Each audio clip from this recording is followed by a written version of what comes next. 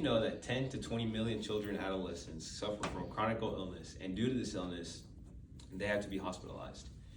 I think that's a very depressing fact. So today, therefore, my purpose today is to persuade you to give your time and volunteer to the foundation that is Make-A-Wish.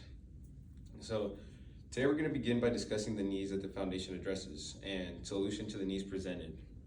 And we're going to talk about stuff that will happen if we fail to volunteer.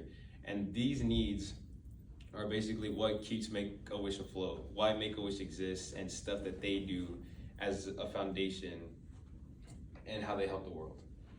So we're going to dive into our first need today, which is relief for children. These children spend most of, if not majority of their lives stuck in a hospital. And I don't know about you guys, but as a kid, I don't think I would want to be stuck in a hospital. And they had the situation bestowed upon them that, they really didn't ask for. And obviously they have to make the best out of every situation. And they have to spend countless days in the hospital. And it can be physically and mentally straining, as they don't have the luxury of living a normal childhood as a normal kid. They don't get to do stuff like play sports, go swimming, or even go to a school like a regular kid. And for them to be in that hospital can be really depressing for them. So we need that relief for children because they spend that whole life in a hospital.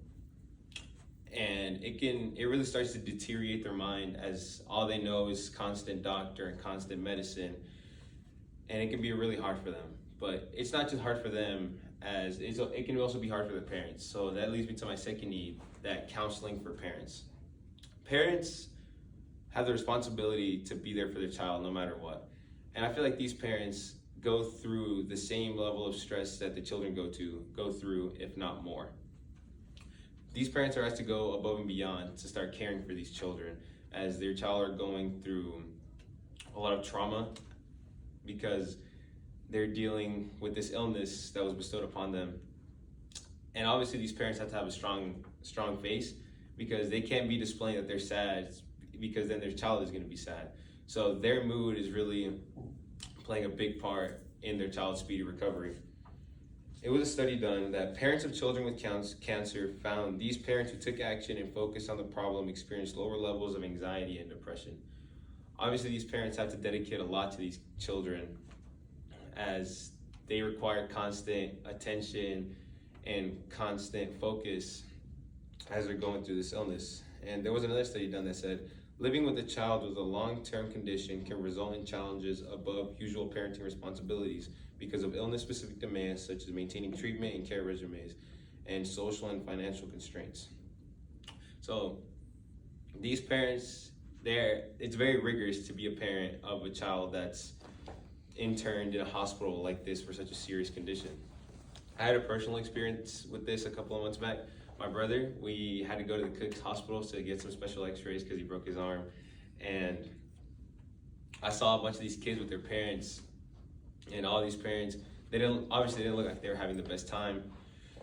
And it was pretty sad to see that these parents were taking time out of their week and stuff to come to the hospital to be with their kids.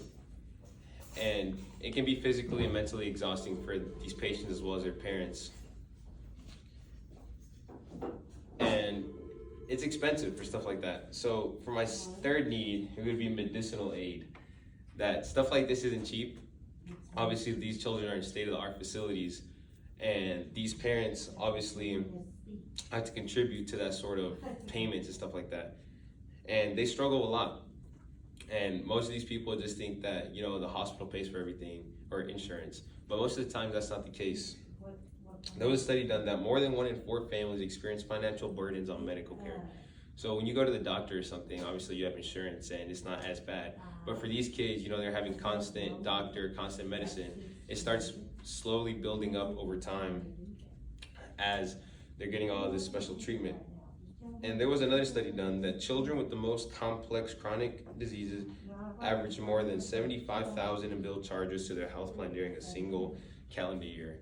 And obviously these parents have more stuff to deal with, like they could have other family members or trying to pay utilities, bills, house, their vehicles.